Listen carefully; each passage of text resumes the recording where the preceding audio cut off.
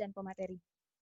Selanjutnya, untuk tata tertib talk show, yang pertama, jangan lupa teman-teman untuk rename nama akun kalian dengan ketentuan sebagai berikut. Untuk anggota Genbi Jember, formatnya nomor absen, nama, dan universitas. Sedangkan untuk peserta umum, dengan format nama, asal universitas atau asal kota. Yang kedua, peserta wajib untuk mematikan fitur mikrofon saat pemateri menyampaikan materinya. Yang ketiga, peserta diperbolehkan untuk open kamera dan memakai virtual background yang telah disediakan oleh panitia. Yang keempat, peserta dapat menuliskan pertanyaan melalui kolom chat Zoom setelah dipersilakan oleh moderator atau panitia kegiatan dalam chat. Yang kelima, sesi tanya-jawab. Pada sesi tanya-jawab akan dibuka 2 sesi masing-masing berisikan 3 pertanyaan atau lebih sesuai dengan arahan moderator dan durasi yang tersedia. Selanjutnya, penanya boleh memberikan feedback atas jawaban narasumber sebanyak 1 kali setelah dipersilakan oleh moderator. Selanjutnya dibuka sesi pertanyaan kedua dengan aturan seperti sesi pertama. Selanjutnya, moderator memiliki hak penuh untuk mengatur jalannya kegiatan. Peserta wajib mengisi link feedback yang akan diberikan pada akhir acara sebagai syarat mendapatkan e-sertifikat dengan melampirkan bukti screenshot mengikuti kegiatan. Dan yang terakhir, e-sertifikat akan dibagikan H+7 setelah acara webinar berakhir melalui grup peserta.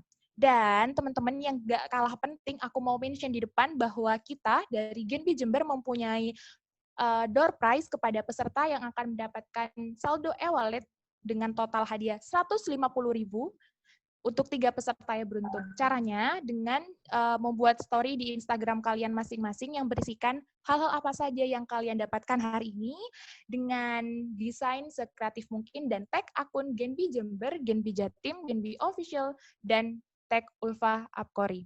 Nah, pemenang ini akan diumumkan di Instagram Genbi Jember. Nah, oke, teman-teman.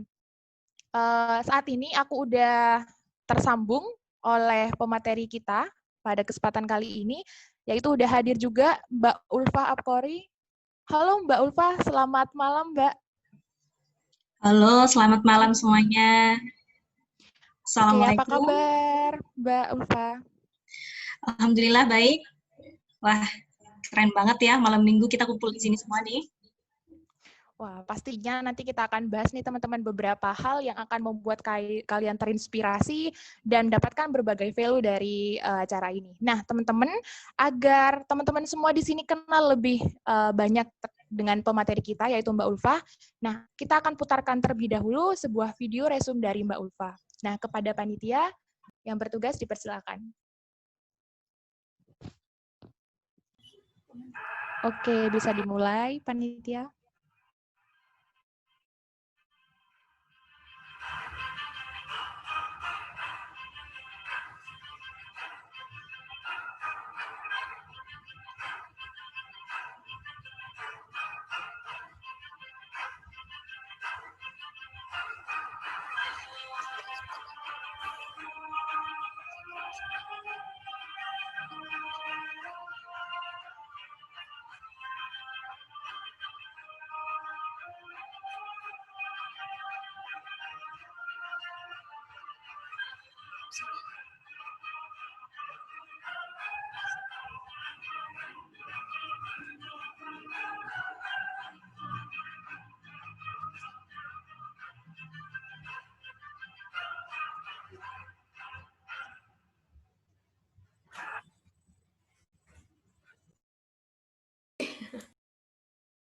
Wah, udah kita lihat sendiri ya teman-teman, background dan gambaran seperti apa sebenarnya Mbak Ulfa ini. Dan seperti apa nih saat ini pemateri yang akan memberikan inspirasi kepada kita semua. Nah, tadi udah bisa kalian lihat ya di video, Mbak Ulfa ini ternyata merupakan lulusan dari S1 Kesehatan Masyarakat UNER dan S2 dari Wageningen University and Research Belanda dan sekarang ongoing in Department of Public Health in Erasmus University Medical Center. Dan tadi teman-teman juga terdapat beberapa achievement dan peran-peran penting Mbak Ulfa di berbagai lembaga dan bahkan Mbak Ulfa sudah jalan-jalan di berbagai negeri menjadi sebuah delegasi. Udah pernah ke Thailand, ke Taiwan, dan bahkan di Belanda udah bertahun-tahun. Nah, yang tentunya nih Setelah ini, Mbak Ulfa akan sharing dan memberikan motivasi kepada kita bagaimana agar kita prepare ourselves and get ready for our future. Nah, oke, langsung aja tanpa perlu berlama-lama lagi kita masuk ke sesi yang pertama, yaitu sesi penyampaian materi. Kepada Mbak Ulfa dipersilahkan. Baik, terima kasih Mbak Vida untuk perkenalannya. Assalamualaikum warahmatullahi wabarakatuh. Salam sejahtera. Sehat-sehat semuanya ya, teman-teman. Sehat, Mbak. Sehat, Mbak. Alhamdulillah ya. Semoga kita semua sekarang di era pandemi ini tetap diberi kesehatan, tetap diberikan kelancaran untuk semuanya. Teman-teman yang mungkin sekarang sedang sakit, mari kita doakan supaya segera sembuh dan kita bisa berkumpul dengan keluarga, bahagia. Dan ya alhamdulillah, nggak nyangka banget ternyata malam minggu masih bisa menyempatkan diri ya untuk mengikuti talk show kali ini yang diusung oleh Genbi. Semoga kedepannya apa yang kita upayakan hari ini dan saya bisa sampaikan hari ini bisa memberikan sedikit insight untuk teman-teman. Kita santai-santai aja ya, jadi nggak usah terlalu formal atau gimana. Jadi nanti kita sharing bersama aja gitu. Jadi saya mau share screen dulu.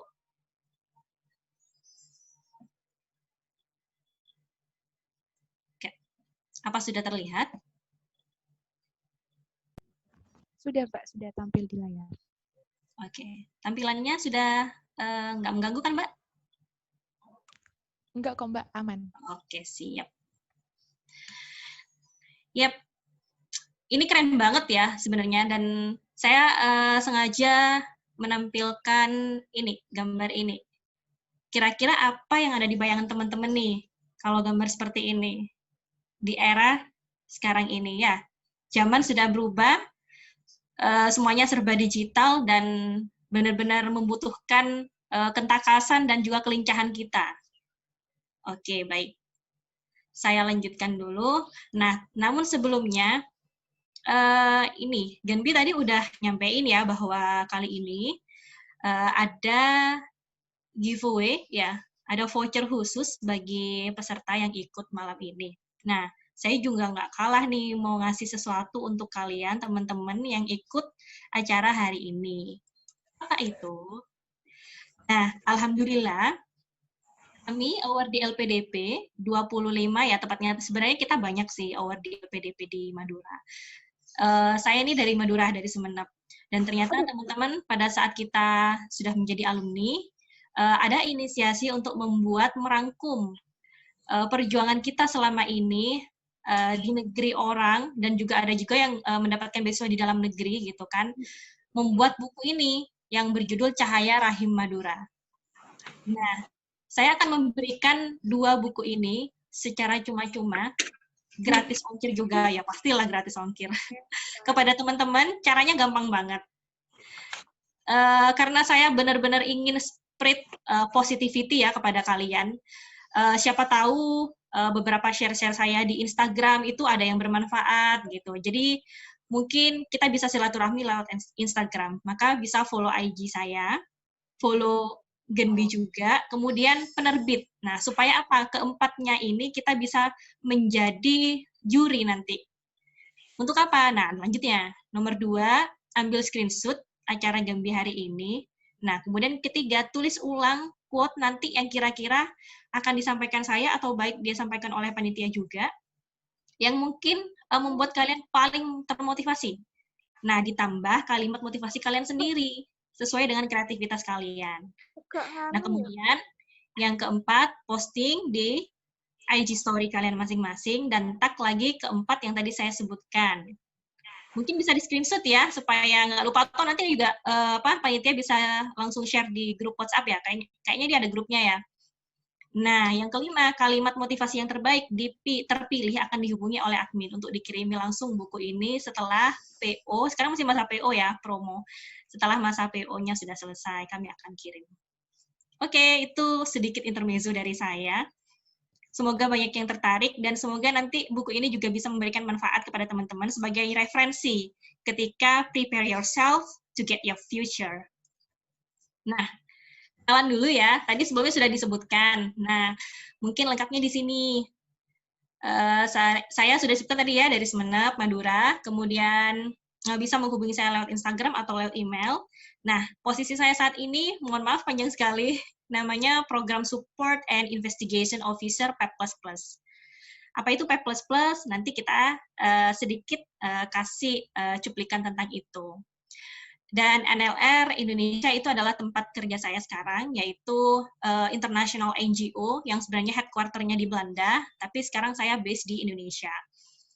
Dan alhamdulillahnya saya mendapatkan fellowship di sini karena posisi ini sebenarnya main purpose-nya itu adalah melanjutkan ke jenjang S3, PhD gitu kan. Tapi kita ada semacam kayak kontrak dinas lah ya, bahwa kita itu nanti harus kembali ke NLR dan juga membuat suatu penelitian-penelitian yang bermanfaat untuk apa? Untuk zero leprosi. Tahu leprosi ya? Leprosi itu kusta gitu. Nah, kalau sekarang polio itu sudah 0, nah kita juga mau kejar tuh, gimana caranya supaya kusta ini di dunia juga jadi 0. Nggak ada lagi kusta di antara kita gitu. Bukan dusta ya. Oke, ini background saya saat ini. Tadi sudah disebutkan bahwa saya sekarang PhD, itu pun fellowship dari kantor saya. Di Erasmus, cuman pindah sedikit aja dari Wageningen. Jadi dulu saya S2-nya di Wageningen melalui beasiswa LPDP. Nah, kemudian saya juga lulusan FKM Unair tahun 2013. Oke, lanjut ya. Berbicara tentang masa depan, kira-kira apa yang ada di benak teman-teman sekalian?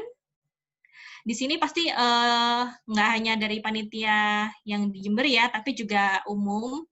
Mungkin juga sudah ada yang bekerja atau masih kuliah. Nah, apakah kalian masa depannya ingin seperti ini? Di pegawai kantor, PNS, atau segala macam lah. Yang penting intinya kerja, duduk manis gitu di kantor, dengan gaji dan sebagainya. Atau kayak gini, nah sekarang kan sistemnya udah digital ya. Jadi ya apa namanya, sebuah inovasi yang dengan hanya memakai apa itu namanya, kita bisa melihat sesuatu dengan kayak nyata gitu, atau kita mau jadi vlogger dan segala macam. Atau ada juga yang biasanya anak-anak kuliah udah pada bilang, ih pengen merit nih gitu. Ada nggak yang seperti ini gitu? Macam-macam ya, pasti teman-teman udah punya cita-cita kedepannya pengen seperti apa gitu. Atau malah ya sekarang sudah sejauh ini gitu. Mohon maaf saya nggak mau bikin baper gitu kan fotonya. Jadi ini foto waktu saya lulus yang sebelah kiri. Itu saya setelah wisuda ya, official graduated sama suami saya. Dan ini waktu foto saya jalan-jalan di Belanda. Sebenarnya kita jalan-jalannya ke beberapa negara, tapi ya representatif Belanda aja dulu deh. Gitu. Nah, oke. Sebenarnya ketika saya memulai sesuatu, saya sangat suka sekali dengan quotes-quotes dari para expert menurut saya ya. Pertama itu dari Abdul Kalam. Jadi, you cannot change your future, but you can change your habits. And surely your habit will change your future. Gitu. Dari kebiasaan. Bahwa kita tidak bisa mengubah masa depan kita kecuali kita mengubah kebiasaan kita. Kebiasaan untuk menjadikan kita itu ya memang terlahir kita bisa gitu untuk meraih masa depan yang saya bilang itu golden ticket gitu. Akhirnya kita berada di golden ticket. Nah, yang kedua, baik, ini dari Jack Canfield. Your habits will determine your future. Yang ketiga, successful people are simply those with successful habits. Dari Brian Tracy. Kemudian dari Sean Covey, we become what we repeatedly do. Nah, coba kita lihat yang saya highlight itu, warna merah, future. Future, all the future. And then habits. Semuanya mengarah sama habits ya, kebiasaan gitu. Jadi kita akan menjadi apa yang kita inginkan itu dari repeatedly do gitu, dari apa yang terbiasa sudah dilakukan dari dulu. gitu. Semisal contoh sekarang aja teman-teman Genbi ini udah aktif organisasi ya, generasi baru Indonesia gitu, penerima beasiswa dari Bank Indonesia. Dan mungkin teman-teman lainnya juga di sini yang hadir, entah itu aktif di mana, di organisasi kemasyarakatan, di kampusnya juga, itu sudah menjadi habits gitu. Udah menjadi habits kalian, itu udah mulai muncul-muncul benih. Seperti itu ya. Sampai sini kita sepakat dulu ya. Oke, lanjut. Nah, support system konsep sebagai di sini mungkin mostly students gitu kan. Yang kita tahu yang pertama membackup kita segalanya itu adalah orang tua. Kasih sayang, tempat kita berkeluh kesah, bahkan support finansial dan lain-lain itu adalah dari orang tua. Itu kita nggak boleh lupa ya. Itu memang udah kayak apa sih namanya fardu ain gitu. Di diri kita sendiri kita mengakui hal itu. Dan yang kedua, orang tua pasti menginginkan sesuatu yang terbaik untuk masa depan, sehingga memilihkan universitas terbaik di Indonesia, memilihkan bahkan juga kayak ikut pusing, aduh nak, kamu mau milih jurusan apa, seperti itu, kan? Akhirnya orang tua ini menitipkan kita gitu kepada dosen. Nah, guru, pengajar di sini benar-benar menyampaikan, membekali ilmu gitu kan, mengembangkan karakter kita, mungkin juga sebagai role model, memberikan education, kemudian juga memonitor semuanya dievaluasi sama dosen. Pasti adalah dosen yang seperti itu ya, yang sangat peduli sama masa depan kita. Kita itu sebaik-baik penerima gitu, ya kan? Jadi kita tinggal terima sebenarnya kan fasilitas gitu yang sudah disediakan oleh orang tua, kemudian kita tinggal diberi platform, kita tinggal belajar dari kampus terbaik pilihan kita gitu. Jadi sebenarnya kita hanya tinggal mengeksekusi sendiri gitu. Mereka menginginkan kita itu menjadi the next generation yang sukses gitu. Jadi di sini kita sepakat dulu, kita adalah sebaik-baik penerima. Oke, gimana suaranya? Halo? Nggak apa-apa dong, di-unmute. Oke. Hai. Hai. Hai, Mbak. Siap, siap. Hai toh, hai toh.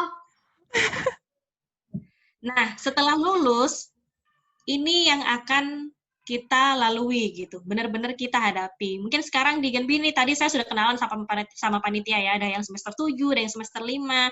Nah, biasanya nanti kalau udah graduation, akan ada perayaan gitu ya, memakai toga gitu, dengan bangganya, wah alhamdulillah gitu. Nah, tapi itu hanya sebentar gitu. Ketika saya rasakan tuh hanya sebentar pada foto-foto, setelah itu apa? Blow on, bingung gitu kan. Ya Allah, habis ini mau kemana gitu. Bingung, apa mau kerja dulu, apa mau langsung S2 gitu. Terus juga kayak udah nengok kanan kiri, mau jadi enumerator dan segala macam. Intinya itu, ini akan kita rasakan pada saat itu. Saya juga pernah mengalami ini gitu. Nah, tipsnya adalah dari mulai sekarang kita harus terbiasa think strategically. Buat life mapping. Planning kalian apa ke depan. Itu akan menstimulus kita gitu. Dengan kita, kalau bisa, tiap hari ditulis apa yang menjadi tujuan kalian gitu kan. Tancapkan dimanapun, di lemari, kayak kalau mau misalnya mau cermin, kalau bisa cerminnya langsung ditutup dengan life planning gitu. Kalian mau ngapain gitu di situ. Itu yang pernah saya lakukan. Sayangnya dulu saya nggak punya kamera yang bagus, jadi saya nggak bisa motoin contohnya gitu. Jadi saya ambil di internet aja. Nah, jadi ini, kita harus punya target, kan? Harus punya target, kita ke depannya itu apa saja disebutkan. Nah, itu harus ada purpose, ada goals gitu. Dari target itu, kita tujuannya mau ngapain ke depannya. Berbuat apa, gitu kan. Nah, tujuan ini misalnya seperti ini, contohnya ya.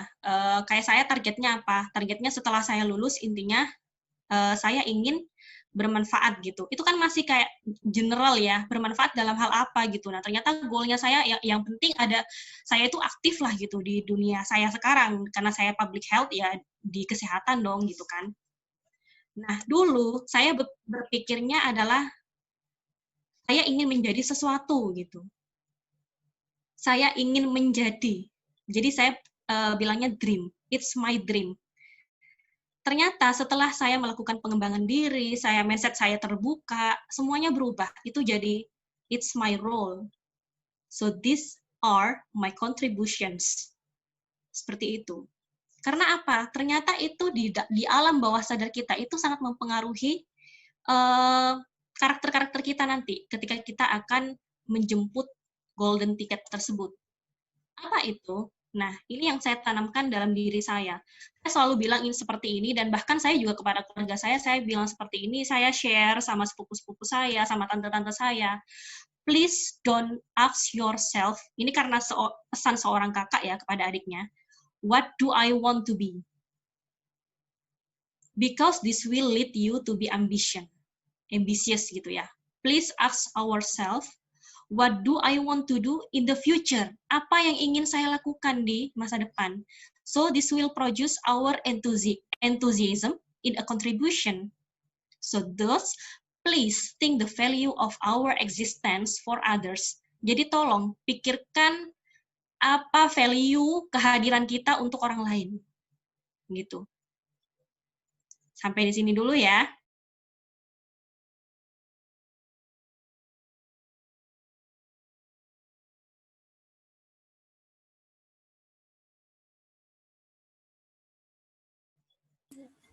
Halo? Tadi panitia ada mute saya ya. Sampai mana kalian tadi dengernya? Mohon maaf. Sampai akhir kedengaran kok Mbak, sampai yang existence for others. Oke, ya. Jadi kita benar-benar berpikir apa sih value kita, kehadiran kita di tengah-tengah orang lain misalnya. Itu yang harus kita pikirkan dari sekarang. Jadi jangan hanya berpikir dream gitu. Saya ingin menjadi. Itu so ambitious. Kemudian lanjut. Oke, ini karena tadi sempat ke mute. Jadi ada gangguan teknis sebentar ya.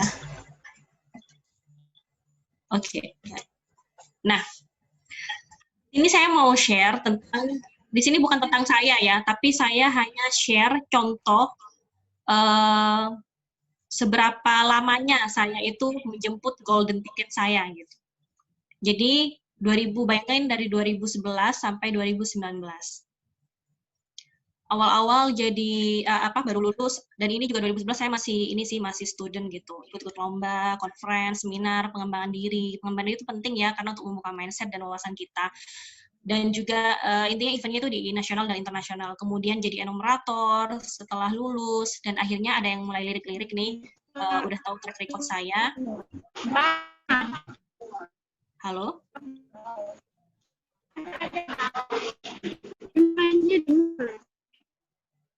Maaf, tadi suara apa ya?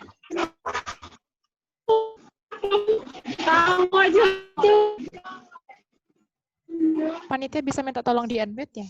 Oke, mohon maaf, tadi saya kira suara saya terputus. Tapi intinya suara saya masih terdengar ya? Terdengar kok Mbak. Oke, ya.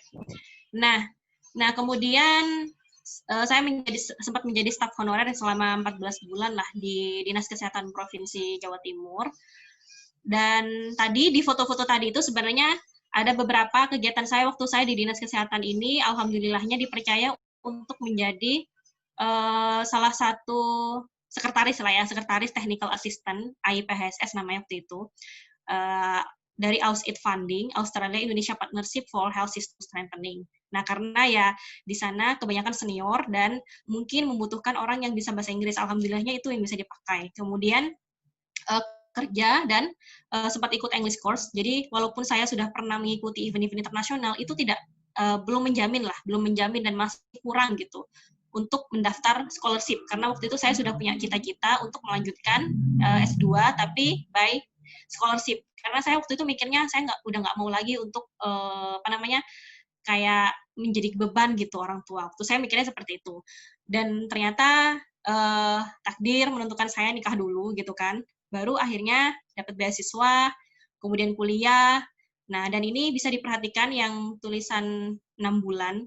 Jadi ketika kita sudah melakukan banyak pengembangan diri, kemudian juga mungkin kita achieve higher education gitu kan.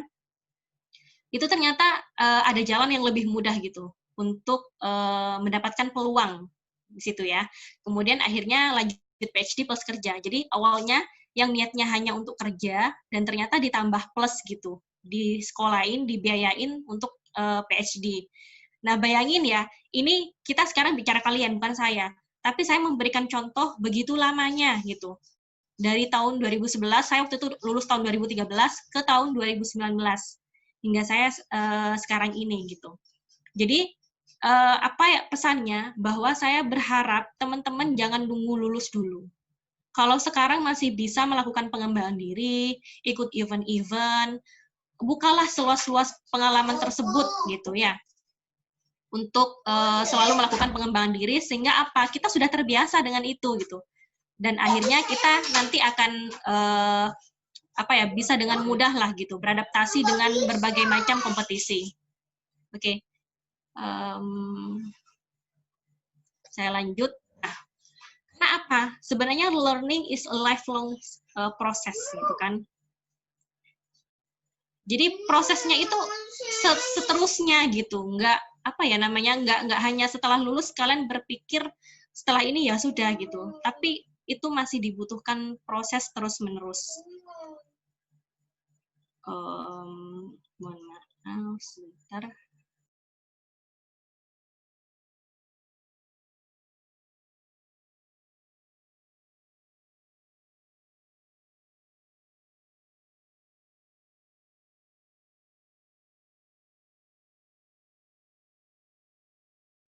Ya, mohon maaf ya, ada intermezzo sedikit. Oke, lanjut lagi. Masih semangat ya? Masih ini kan stay fokus? Masih dong, Mbak. Oke, siap. Nah, ini saya mau cerita juga tentang ketika saya berproses akhirnya untuk menjemput tadi, peluang tadi. Jadi sebenarnya setelah lulus, saya itu sudah gagal melamar kerja sebanyak 18 kali. Oke? Jadi walaupun saya lulusan luar negeri, saya ketika melamar pekerjaan itu sudah pernah gagal 18 kali. Dan waktu itu memang saya lulus, itu sudah ada ini namanya apa? Tes CPNS ya, dan saya nggak sempat ikut waktu itu karena saya masih mengurus penyetaraan ijazah gitu. Saya sudah lamar dosen tetap di 5 universitas. Kemudian habis itu saya lamar NGO, karena suami saya di Kupang, saya sempat juga udah melamar UNICEF gitu kan, di Kupang gitu, karena saya waktu itu nutrition, jadi saya ngambil gizi gitu, yang berhubungan dengan gizi gitu, supaya saya dekat dengan suami saya gitu. Akhirnya, tapi ternyata masih belum diridoi gitu kan. Terus lamar PhD, itu nggak kebayang waktu itu sama saya. Karena saya pengennya setelah lulus ya saya kerja gitu kan. Yang penting saya kerja dulu lah. Nah, ternyata dari 18 itu, ke 19-nya itu adalah, ke 18-nya itu adalah pekerjaan yang bekerja sekaligus disekolahkan gitu kan. Nah, waktu itu saya ketemu sama NLR ini gitu, dan ternyata tesnya itu kayak ketat banget gitu loh, mulai dari administrasi gitu kan.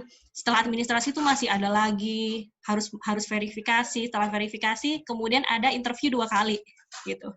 Saya sampai ya ampun, kemarin saya cuma interview 1 kali, ya udah dinyatain gagal gitu. Tapi ini benar-benar ketat gitu. Pertama saya diundang ke Jakarta, karena waktu itu base-nya di Jakarta ya, ini country office-nya di Jakarta, tapi saya sekarang base-nya di Surabaya. Nah, terus setelah itu belum selesai ternyata. Saya masih dipanggil lagi, saya sampai mikir, saya ini dapat nggak sih gitu kan. Lama banget, terus ternyata harus di-interview oleh headquarter dari Belanda gitu kan. Waktu itu saya belum kenal Zoom, karena belum pandemi. Jadi Maret 2019 gitu.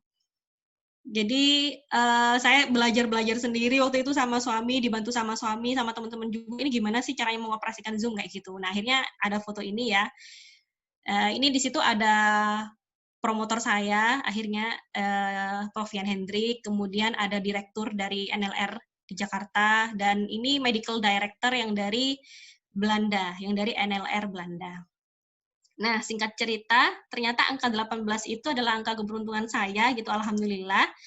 Dan akhirnya yang angka 17 dan 16 ternyata memberikan informasi bahwa saya juga keterima, gitu. Saya bingung lah waktu itu kan. Akhirnya saya milih NLR dong, udah kerja dibiayai lagi gitu, sekolah PhD gitu kan. Nah, jadi pesan saya di sini adalah begini. Waktu saya sudah bilang, aduh habis S2, kamu nggak mau ambekan sik ta, katanya kalau bahasa Jawanya ya. Kamu nggak mau kasih space dulu ta, gitu.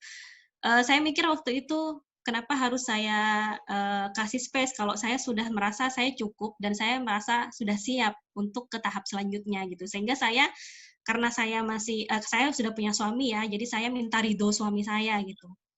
Diizinin nggak gitu, dan alhamdulillahnya ternyata ini kan multi country study, jadi dari negara endemis kusta gitu kan, mengadakan yang namanya multi country study di Brazil, India, dan India itu endemis pertama kusta, yang kedua Brazil, dan yang ketiga Indonesia gitu. Itu kenapa ada posisi ini gitu, supaya kita bisa mempercepat strategi gitu untuk menurunkan kusta kalau bisa sampai zero gitu kan.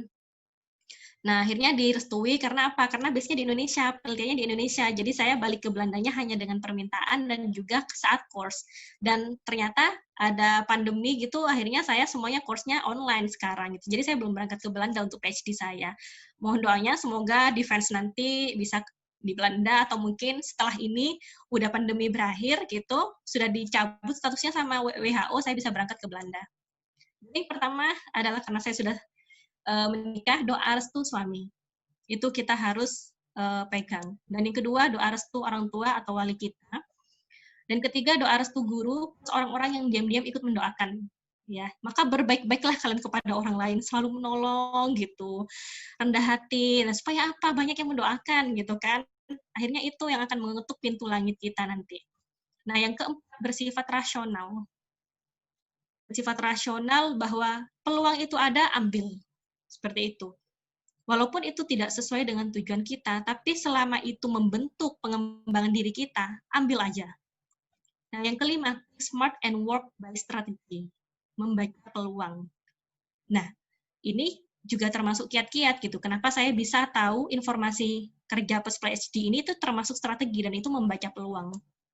Nah, singkat cerita, alhamdulillah, akhirnya sekarang saya menjadi perwakilan Indonesia ya, satu-satunya. Saya orang desa lagi, orang Sumeneb gitu, bisa ya gitu, bisa. Apapun kalian, dari mana kalian, bisa. Saya yakin kalian bisa lebih dari saya gitu. Saya hanya segelintir orang yang mungkin menjadi cerita ini. Tapi sebenarnya banyak sekali orang yang bisa menginspirasi kalian, dan kalian, saya doakan will be the next gitu, will be the next big thing gitu. Jadi bangga ya gitu ketika ada nama Indonesia muncul gitu, satu nyelempit di tengah, yang lainnya dari Belanda, kemudian India, dan ini Brazil. Nah, baca peluang itu seperti apa contohnya? Seperti ini. Kusta itu nggak banyak orang tahu, dan selalu ada stigma. Dan ternyata technical expertise leprosi di dunia itu sudah berkurang. Ada yang meninggal, ada yang karena juga mereka pensiun, sehingga butuh regenerasi. Bisa dilihat fotonya di sini ya. Foto di sini kan mereka tua-tua ya gitu. Yang saya senyum, yang cantik satu-satunya saya gitu. Mohon maaf jangan bercanda. Jadi ya bisa dilihat lah yang muda ya saya, terus ada Yuri, ada Xian. Xian ini sudah malah udah ibu-ibu ya 40. Ini ada yang dari Cina, Ayu Tobiki gitu. Dan saya merasa ya Allah, ternyata value yang saya ciptakan, yang saya kembangkan di diri saya itu, dan saya selalu ingat itu, akhirnya bisa membawa saya ke sini. Saya menjadi bagian dari dunia untuk berpikir bagaimana strategi membuat kusta itu lenyap gitu di dunia ini gitu. Amin, mohon doanya ya. Semoga 2030 kita bebas kusta. Nah, ini kebutuhan di daerah endemis yang ternyata hometown kita sendiri, dan ternyata di Jawa Timur Sumeneb itu loh endemis kusta gitu. Dan saya baru tahu karena saya mempelajari supaya nanti waktu interview saya bisa menjawab. Dan saya, ya Allah, ternyata daerah Madura dan Tapal Kuda gitu, Pasuruan, Probolinggo, Situbondo itu daerah endemis kusta gitu. Dan akhirnya saya tahu kenapa ya saya bisa terpilih. Waktu itu saya nggak percaya sih, karena apa? Waktu datang gitu orang-orangnya kayak keren-keren gitu. Mereka semua ternyata sudah pernah kuliah di luar negeri, dan mereka juga ada yang malah double master gitu titelnya. Kenapa saya yang akhirnya terpilih? Ternyata dapat bocoran karena saya tinggal di daerah endemis hometown yang ternyata lebih tahu tentang kusta itu gitu loh. Dan itu menjadi apa ya? Manfaat lah gitu bagi examiner menilai, oh ternyata anak ini dari situ gitu, dari Sumenep, di situ daerah endemis kusta, wes wong kusta iki tahu, iki ngerti pasti wong kusta iki, kayak gitu kan akhirnya. Dan memang dulu sebelum saya mendapatkan beasiswa, saya sempat melamar di namanya Humaniora Kesehatan di Surabaya itu untuk penelitian kusta. Dan waktu itu saya memilih apakah saya ambil LPDP dulu atau saya mau meneliti ini. Ternyata orang tua saya, suami saya bilang, udah ambil LPDP aja dulu, kamu kerja dulu, kamu kuliah dulu S2, nanti kamu bisa kembali lagi. Dan saya bilang, ya semoga aja saya nanti bisalah kembali lagi untuk berkiprah di kusta gitu. Dan ternyata alhamdulillahnya dikabulkan setelah saya lulus dari PhD, malah ada kesempatan yang lebih besar lagi, bukan hanya humaniora kesehatan yang berkutat di East Java gitu. Tapi ini in the world gitu kan. Nah itu, jadi kadang doa kita, apa yang kita ucapkan itu juga apa ya menjadi future kita gitu. Nah, jadi walaupun mungkin saya itu kalian pasti asing lah sama saya, nggak terkenal lah intinya, bukan seperti kayak misalnya Dodi gitu yang menjadi menteri staf ahli menteri desa gitu kan. Walaupun saya nggak terkenal lah di Indonesia, seenggaknya minimal alhamdulillahnya itu saya mendapatkan exposure dari kampus saya sendiri gitu ya. Walaupun saya baru menjadi PhD ongoing, udah dikenalin gitu. Ini Ulfa gitu. Dia akan menjadi salah satu duta di Cooperation and Networking Session Week of Indonesia Netherlands gitu. Nah, saya berharap bukan cuma saya, tapi adik-adik yang ada di sini nanti akan menjadi regenerasi penerus yang bisa membanggakan Indonesia gitu, yang bisa membawa nama Indonesia. Kita memang mungkin developing country, but not only that gitu. Kita kaya akan resource kita seperti itu ya. Saya percaya pasti yang ada di sini sekarang akan menjadi, saya ucapkan lagi, the next big thing. So, walaupun saya sekarang sudah mencapai apapun itu, saya tetap merasa, oke lah, saya bangga gitu, feel pride for every achievement, but keep kind and humble. Saya tetap, intinya, walaupun mungkin misalnya kayak Dek Vida, atau siapa, Dek Yasmin di sini, atau dia di jalan, nggak ngelihat saya akan nyapa kalian duluan gitu. Jadi tetaplah humble, tetaplah menjadi orang yang selalu membantu orang lain gitu, siapapun kita, dan apapun kita nanti. Nah, apa yang harus kita lakukan untuk menuju tempat, posisi waktu yang kita impikan? Pertama, berusaha berada di positif, masuk ikut program pengembangan, kemudian belajar bahasa Inggris kalau bisa ya dari sekarang. Siapa yang teman-teman merasa English proficiency-nya masih low, silahkan, masih ada waktu gitu kan sebelum kita mengejar keterlambatan gitu kan. Kayak saya dulu, saya ngerasa terlambat gitu kan. Setelah lulus saya baru berpikir untuk S2 dan saya belum melakukan tes-tes macam-macam, TOEFL atau IELTS. Itu saya nothing gitu. Saya benar-benar mengejar semuanya dari nol. Yang kedua, tetap menjaga nama baik dan reputasi termasuk semua yang melekat di diri kita. Dan ketiga, dalam ilmu agama dan sisi spiritual ini sebenarnya pertama sih gitu. Tapi saya intinya bukan urutan lah ya ini. Jadi itu untuk tetap menjaga kita supaya kita berada di track positif. Yang keempat, aplikasikan ilmu yang sudah didapat dalam kehidupan sehari-hari sebagai penggerak. Jadi jadilah motor gitu. Kita sebagai agent of change, jadilah motor. Contohnya apa? Misalnya ada ahli kesehatan lingkungan di sini nanti akan menjadi ahli kesehatan lingkungan yang sangat konsen terhadap mengurangi penggunaan plastik. Bisa melakukan seperti ini. Ini contoh yang saya ambil di Kupang ya. Jadi ada seorang entrepreneur yang membuka kafe di dekat pantai. Dia bilang gini, jangan buang sampah sembarang kecuali doi. Jadi di tempat kafenya itu bersih banget, jadi tidak ada yang berani membuang sampah di situ gitu, karena udah ada nudge. Jadi nudge itu tulisannya nudge. Jangan buang sampah di sembarang kecuali doi. Doi maksudnya uang. Jadi daripada kamu membuang sampah, kamu buanglah uang supaya apa? Uang itu bermanfaat untuk orang banyak. Nah, terus dia juga nggak takut gitu, walaupun dia punya kafe gitu kan, nggak mau biasanya kan pakai plastik ya supaya murah gitu untuk apa namanya sedotannya. Tapi karena dia sangat peduli terhadap lingkungan, itu sedotannya pakai apa namanya bambu gitu, yang lebih sustainable gitu, malah nggak merusak lingkungan. Ini contoh, baru contoh sedikit.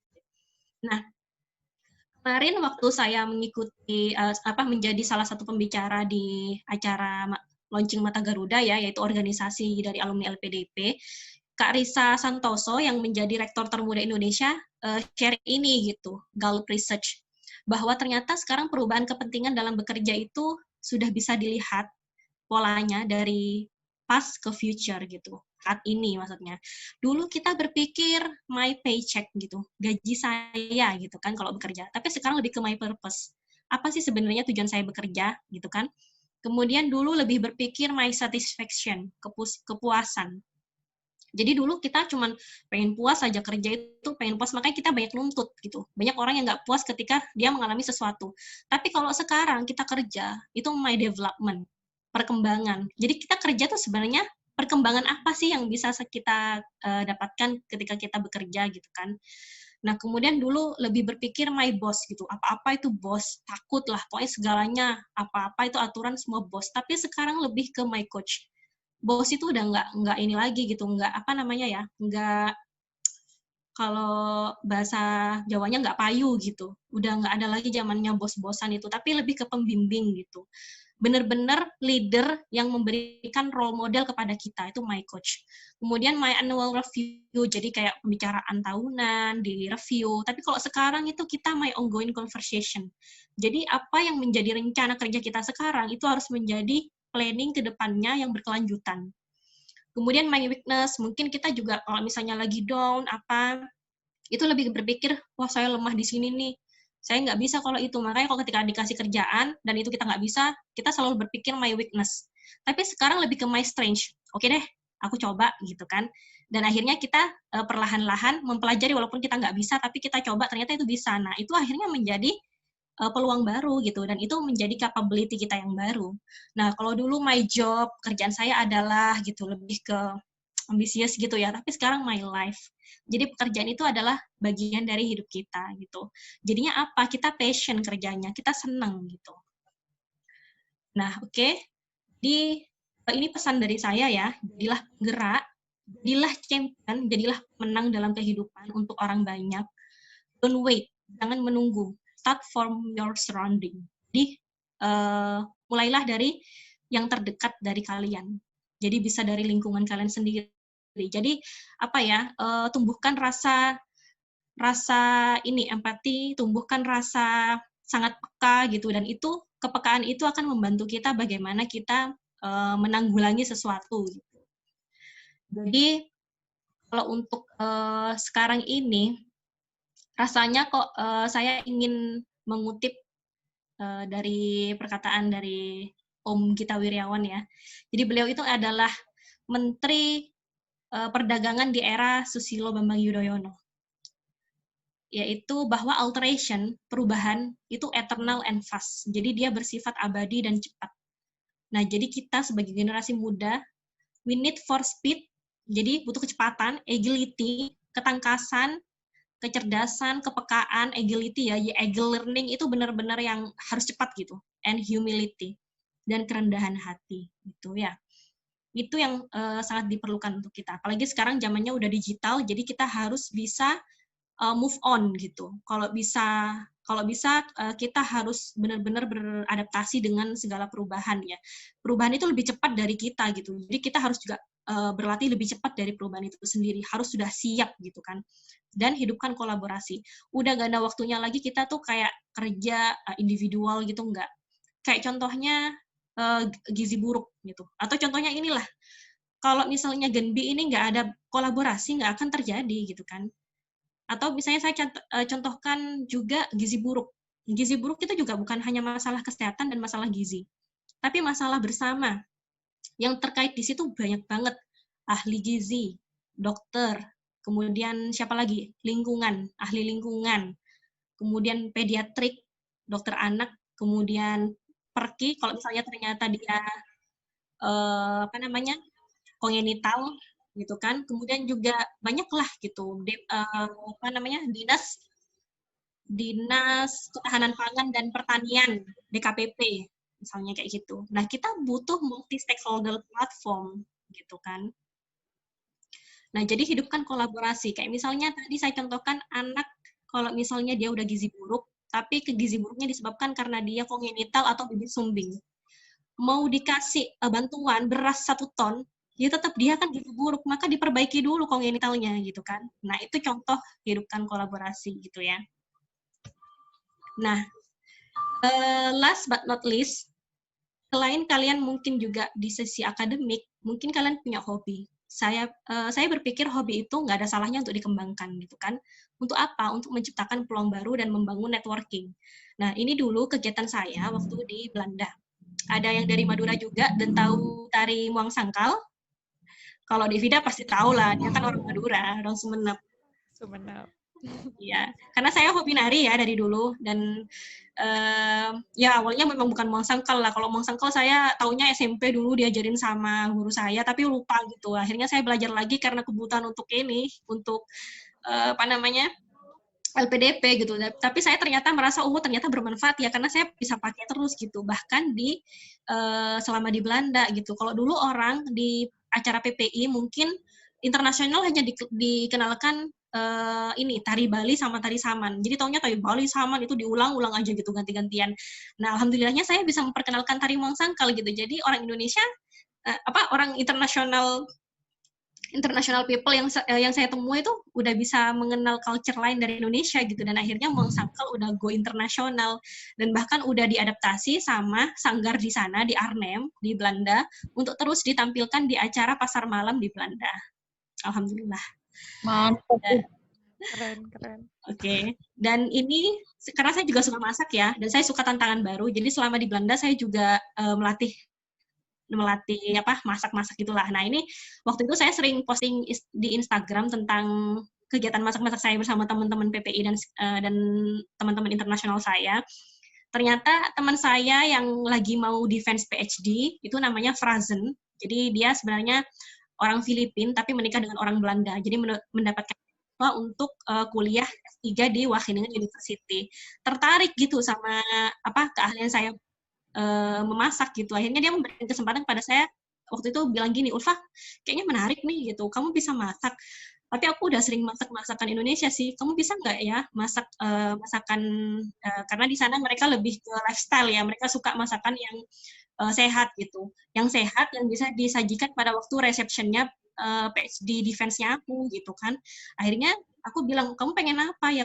Something lah, terserah. Yang penting itu ada hubungannya dengan defense PhD saya, dan dia ternyata tentang tuna gitu. Nah, akhirnya saya searching-searching, wah ini kayaknya menarik, kayak kue tart, tapi ternyata dia kayak sandwich. Jadi namanya smorgastarta dari Swedia. So, the challenge accepted gitu. Jadi akhirnya itulah peluang-peluang networking saya. Jadi saya masih punya teman-teman deket di sana, walaupun saya pulang ke Indonesia masih banyak yang nyari gitu. Jadi ini jadi intinya jadikan pelajaran ya. Kalau ini perkumpulan para elderly people, yaitu orang yang sudah lansia tapi mereka masih cinta seni Indonesia. Itu namanya Rumah Kita di Belanda, dan ini saya perform waktu di Belanda, yaitu tari Muang Sangkal. Oke, ini terakhir juga pesan dari saya. Ini adalah guru-guru saya, dosen-dosen saya di FKM yang sampai saat ini akhirnya tetap ada silaturahmi dengan saya. Jadi jangan putus silaturahmi dengan dosen ketika kalian nanti sudah lulus, karena berkat mereka lah juga ya kita bisa intinya nanti bisa menggapai masa depan kita lah gitu. Hingga sekarang yang namanya Pak Ato ini yang paling bawah, ini beliau adalah wakil dekan 2 yang sekarang jadi co-promotor saya karena saya penelitian di Indonesia. Jadi sekarang beliau menjadi co-promotor saya untuk penelitian saya di Belanda. Akhirnya UNER dan Erasmus MC bekerja sama di sini menjadi afiliasi. Alhamdulillah, gitu. Mohon doanya semoga proyek saya di Indonesia bisa berjalan dengan lancar. Mohon doanya, dan saya juga doakan teman-teman semoga tercapai apa yang menjadi hajat kalian. Baik, Dan ini dari saya, takkan rasa cinta dan semangat kontribusi dalam diri, sehingga yang ada bukan pengorbanan, tapi passion.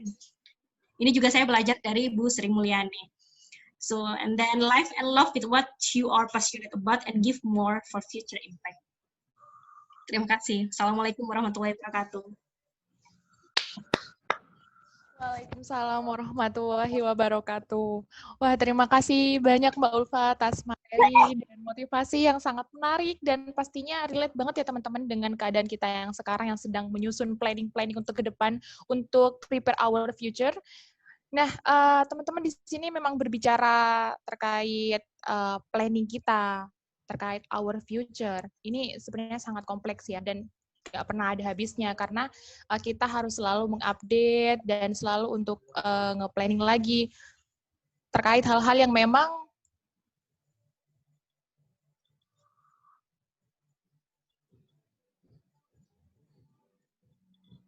Vida, kamu ke mute ya? Oh, iya. Oke, sorry. Nah, teman-teman, tadi sorry ya, ke-mute sebentar.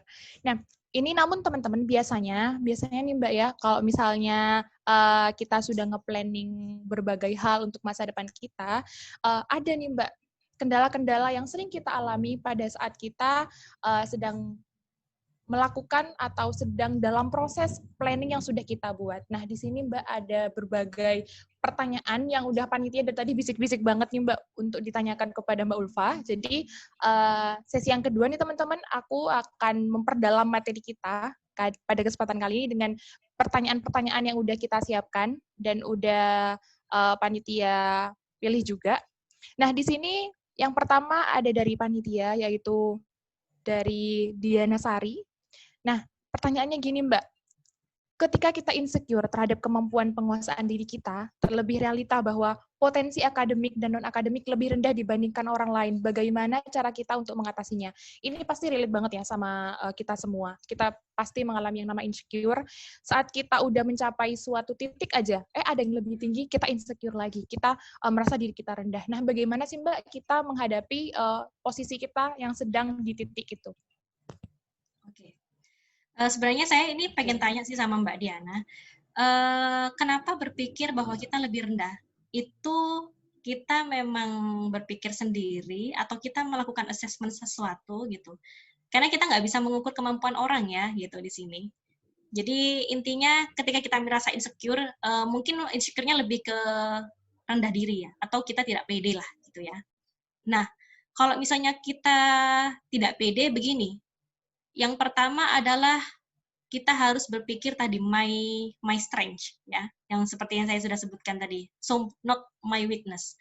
Jadi itu udah dulu banget gitu. Jadi kalau misalnya Mbak Diana masih punya mindset seperti itu, berarti nanti itu udah masuk ke generasi 90-an saya bilang gitu.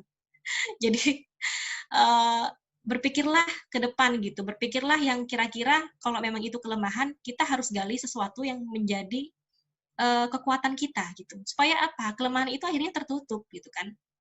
Dan saya percaya ini Mbak Diana jangan-jangan salah satu panitia di sini kan ya. Jadi kalau panitia ya kenapa harus ini gitu. Saya rasa ini acara sudah sangat luar biasa dan menjadi salah satu pelopor dari acara Genbi ini kan. Jadi saya yakin Mbak Diana pasti memiliki sesuatu yang sebenarnya potensial. Jadi pesan saya kepada Mbak Diana, mohon Mbak gitu, carilah sesuatu checklist, melakukan checklist apa yang sebenarnya kita bisa tingkatkan. Mulai dari hobi, mulai dari apa yang kita sukai. Apa yang kita suka itu udah ada benih-benih gitu. Dan nanti kalau bisa kita harus fokuskan benih-benih itu supaya apa? Supaya nanti lebih terarah gitu kan. Misalnya Mbak Diana ini entrepreneur gitu. Misalnya suka kayak sering menawar-nawarkan ke teman-teman gitu. Itu sebenarnya benih kayak, guys, aku ada majalah baru nih gitu. Guys, aku ada kerudung baru nih gitu kan. Mau nggak beli, itu sebenarnya udah entrepreneur ya. Itu yang harus diasah gitu, supaya benar-benar jadi entrepreneur yang kayak Hairil Tanjung misalnya. Seperti itu. Cukup Mbak, saya rasa. Gimana Mbak Diana? Wah, Mbak Diana, mungkin ada komentar dulu Mbak. Ada feedback dari Mbak Diana?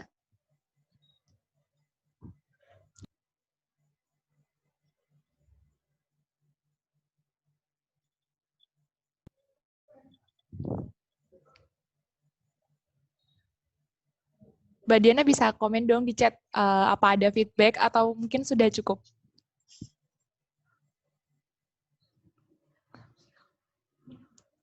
Oh, Oke, ya terima kasih sekali sudah cukup. Sudah saya Oke, baca. nggak bisa open mic ya. Oke, jadi mungkin di chat aja barusan. Oke, Mbak Ulfa, terima kasih atas jawabannya. Mungkin bisa kita lanjut ke pertanyaan yang selanjutnya. Ini ada juga dari panitia, dari Mbak Dini. Jadi, sebenarnya nih Mbak, semua orang pasti pernah mengalami kegagalan. Namun kita juga harus tetap menghargai pencapaian kecil yang kita telah raih.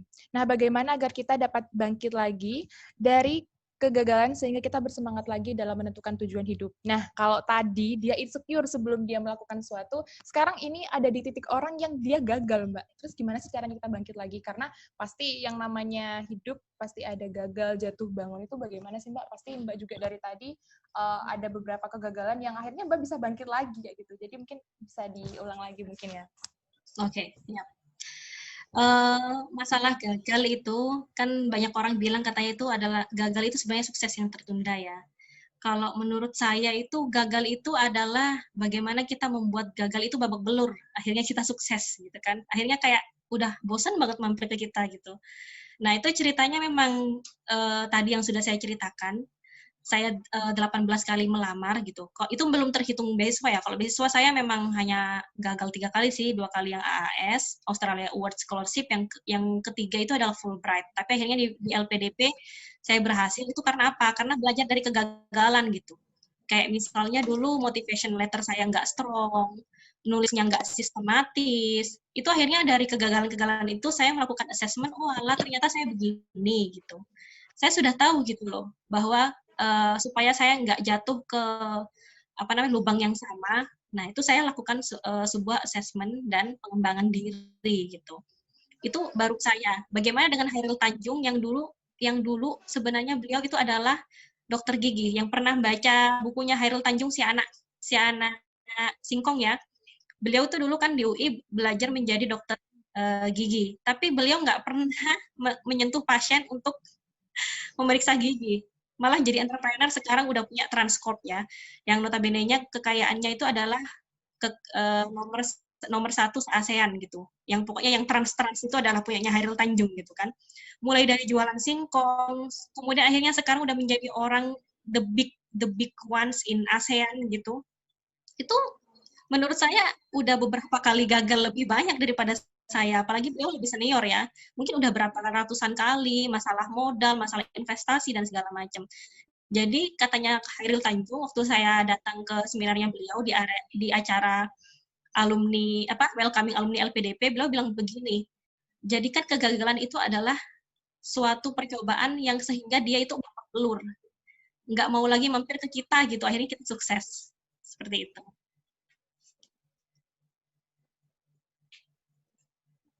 Oke, terima kasih Mbak atas jawabannya. Jadi mungkin dari tadi yang tanya Mbak Dini bisa diambil kesimpulan ya, bahwa kalau misalnya kita gagal nih, itu sebenarnya merupakan salah satu langkah lagi untuk kita menuju ke kesuksesan kita nanti. Oke, kita lanjut ke pertanyaan yang selanjutnya. Mungkin pertanyaan ini dari saya sendiri Mbak sebagai moderator. Jadi pertanyaannya seperti ini. Apabila kita sudah mempunyai planning hidup, tapi dalam perjalanannya banyak kemungkinan-kemungkinan dan peluang yang terjadi di luar keinginan kita. Apa yang harus kita lakukan? Apakah kita harus fokus akan planning awal atau mengikuti peluang yang sedang ada di depan kita pada saat itu juga? Karena Mbak, memang kita itu sebenarnya sudah nge-planning semuanya dari awal. Kita ingin ini, kita ingin itu, kita sudah membuat planning jangka pendek, jangka panjang. Namun ternyata peluang-peluang yang ada di depan kita, proses yang telah berjalan, itu tidak sesuai dengan planning-planning kita. Apakah peluang yang harus kita ambil adalah peluang yang di depan kita, atau kita harus menunggu lagi, atau kita harus bagaimana sih Mbak dalam menyikapi kondisi seperti itu? Oke.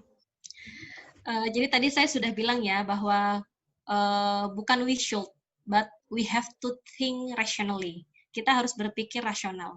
Ketika kita udah ngelis planning kita, dan ternyata di depan ada peluang gitu. Peluangnya baik banget, tapi nggak sesuai gitu. Misalnya awalnya, contohnya kayak tadi lah. Saya kan tadi bilang saya mau bekerja gitu. Ternyata ada ada tawaran bekerja dan juga sekolah. Why not gitu kan? Atau mungkin pekerjaan yang nggak sesuai. Intinya begini, awalnya saya mau jadi nutritionist, mau bener-bener, saya kan di Wageningen nutritionist ya, nutrition and health, tapi spesialisasinya ke public health, kesehatan masyarakat, dan epidemiologi gitu kan. Nah, ternyata untuk tawaran yang sekarang itu adalah public health khusus di infectious disease. Jadi dari nutrition ke infectious disease itu benar-benar nggak nyambung. Nyambung sih, nyambungnya itu ada hubungannya gitu. Tapi jauh, dan saya harus belajar lagi gitu kan. Dan saya ngerasa ketika saya memang harus belajar, itu saya rasa itu adalah peluang baru gitu. Saya nggak pernah bilang itu adalah barrier. Saya nggak pernah bilang itu adalah burden gitu. Karena apa? Ternyata itu menuntut kita untuk belajar lebih gitu. Akhirnya apa? Pada saat COVID sekarang, penyakit infeksi dipakai gitu, ya kan? Dipakai akhirnya. Kalau misalnya saya berpikir, kalau dulu saya mungkin belajar tentang nutrisionis, lebih ke mungkin apa ya oke lah tetap kepakai gitu apa yang saya pelajari di S2. Tapi ternyata sekarang ketambahan lagi.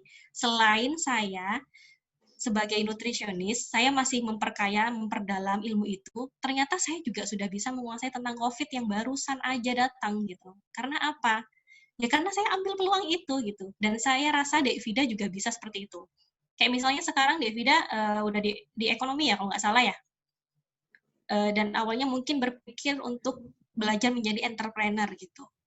Dan ternyata Devida dilirik atau mungkin Devida membaca suatu awalnya mau entrepreneur tapi masih banyak tantangan, masih banyak teman yang nggak sefrekuensi, jadi belum bisa terjalani lah entrepreneurnya gitu karena susah gitu mencari partner yang satu frekuensi.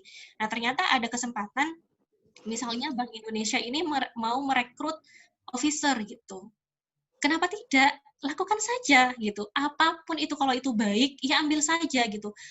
Ternyata nanti kalau misalnya kita udah jadi officer, kita punya gaji sendiri, ya kita bangun entrepreneur gitu kan. Akhirnya kita dapat dua-duanya gitu kan. Seperti itulah sederhananya.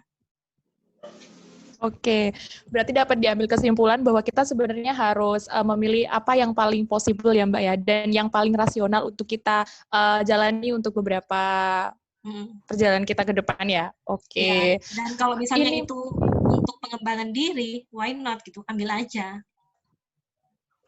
Oke, siap Mbak. Nah, ini Mbak, dari tadi ternyata di kolom chat sudah banyak banget diserbu oleh berbagai pertanyaan. Jadi mungkin bisa langsung kita ke sesi selanjutnya, yaitu sesi Q&A. Jadi dari teman-teman, wah sebenarnya banyak banget ini pertanyaan, tapi aku mulai dulu dari pertanyaan yang tadi yang pertama kali. Ini ada pertanyaan dari Mas Fadlan. Nah, Kak mau bertanya, salah satu skill yang sering dicari oleh perusahaan adalah leadership skill. Menurut Kakak, bagaimana cara mengembangkan skill leadership tersebut untuk personal yang cenderung introvert? Apakah ada kemungkinan untuk dia memiliki leadership skill yang baik walaupun dia seorang yang introvert? Terima kasih. Oke. Kepada orang yang introvert yang bertanya tadi, saya mau bertanya. Ketika kalian diberi tugas oleh dosen atau siapapun lah itu, masih dikerjakan nggak? Iya kan? Karena itu adalah tanggung jawab. Nah, leadership itu sebenarnya secara kompleks itu dimulai dari diri kita sendiri. Bagaimana kita melakukan kegiatan kita sehari-hari, bertanggung jawab atas kehidupan kita sehari-hari itu sebenarnya sudah merupakan leadership, gitu kan. Nah, kalau misalnya kita mau melamar kerja, kemudian di situ ada yang namanya requirement, you have to have the leadership skill, misalnya hike atau apa. Nah, itu juga banyak gitu yang dinilai. Bukan hanya intinya kita bisa memimpin gitu. Tapi yang pertama bagaimana berkomunikasi dengan tim gitu. Kemudian yang kedua bagaimana kita bernegosiasi ketika kita ditanya. Itu sudah mulai dari awal examiner itu menanyakan kepada kalian pada saat interview pekerjaan, itu sudah dinilai leadership-nya. Bagaimana kita menjawab gitu. Nah, itu dari pertanyaan-pertanyaan yang akan kita keluarkan, kemudian mimik muka kita dan respon yang kita tunjukkan kepada examiner itu adalah leadership skill gitu. Jadi leadership itu adalah dimulai dari diri kita, dan itu nanti dampaknya adalah kepada diri kita sendiri dan juga tim. Itu adalah leadership. tanggung jawab.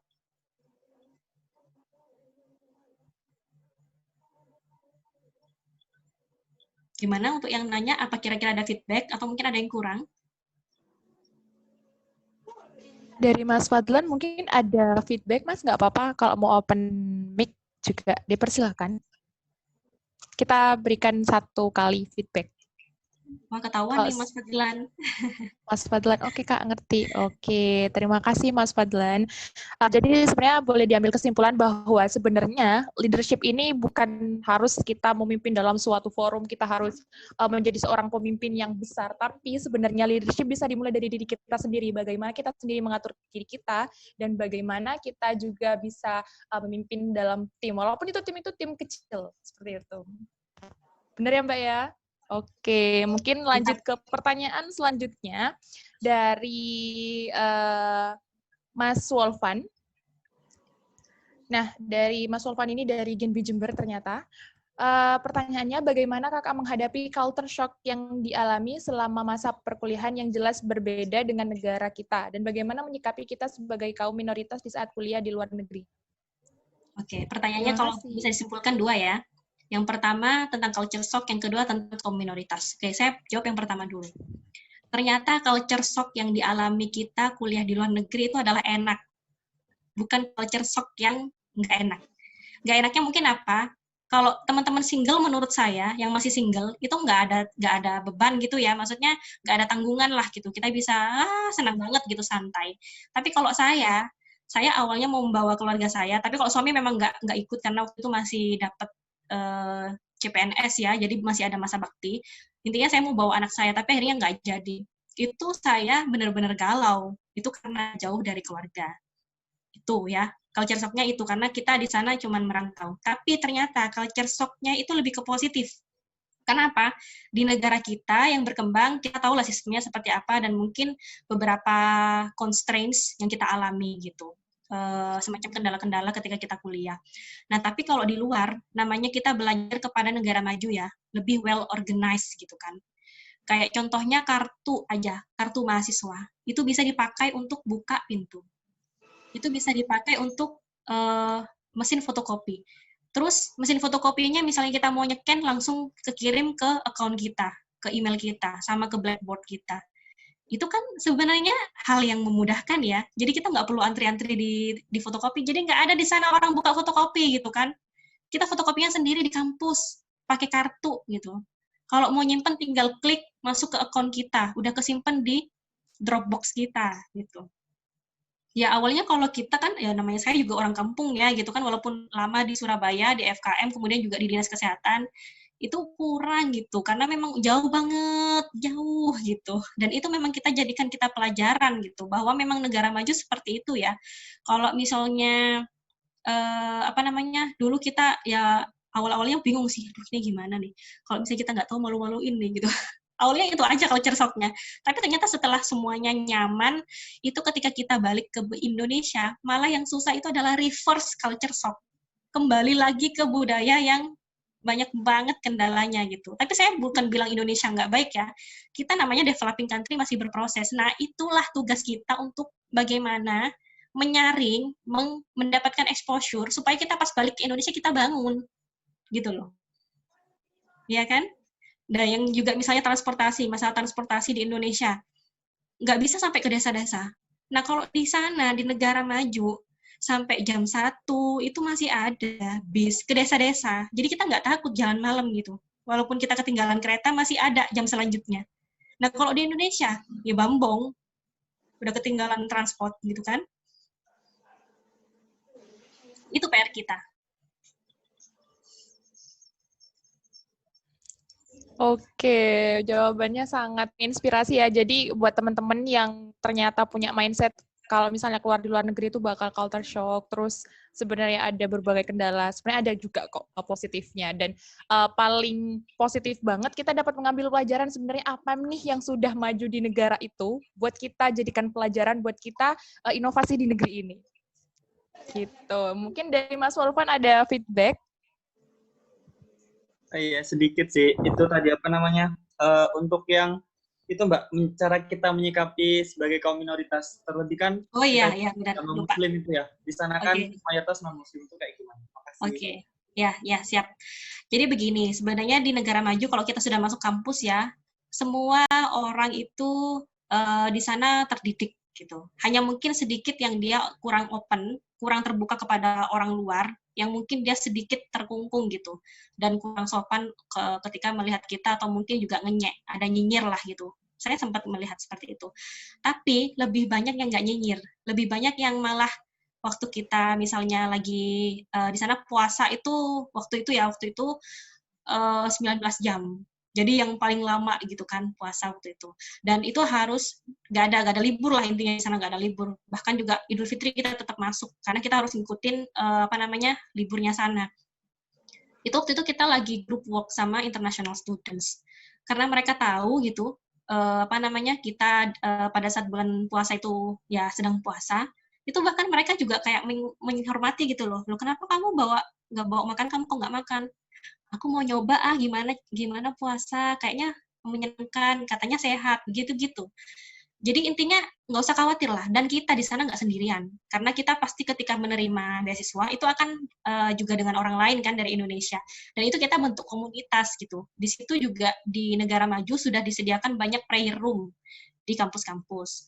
Kemudian juga ada Islamic Center gitu. Jadi kita masih bisa melakukan kajian-kajian di sana, belajar gitu. Jadi jangan takut lah intinya. Buktinya saya bisa kembali dengan selamat kan. Jadi saya harap juga teman-teman tetap di sana lancar-lancar studinya kalau misalnya mau ke luar negeri, dan terakrablah silaturahmi dengan sesama pelajar dari Indonesia. Oke, dari Mas Wawan cukup ya Mas ya, karena kita juga membatasi satu feedback. Dan kayaknya udah cukup ya, udah sangat jelas sekali dari Mbak Ulfa.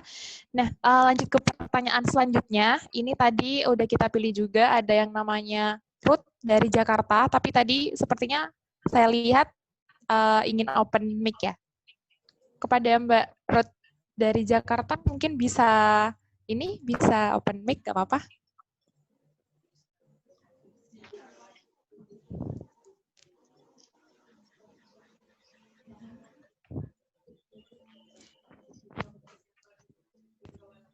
Oke, mungkin sambil nunggu, mungkin yang open mic ini, udah Ya, bisa. itu sudah. Oke. Halo. Ya, halo Mbak Ruth. Iya, halo. Suara saya masuk, Mbak? Ya, masuk kok. Ya. Terima kasih untuk kesempatannya. Saya Rutanjang Santa dari Jakarta. Saya izin bertanya, Mbak. Di masa sekarang ini kan persaingan itu sudah semakin ketat ya. Dari kita sekolah aja itu udah bersaing untuk bisa masuk suatu sekolah.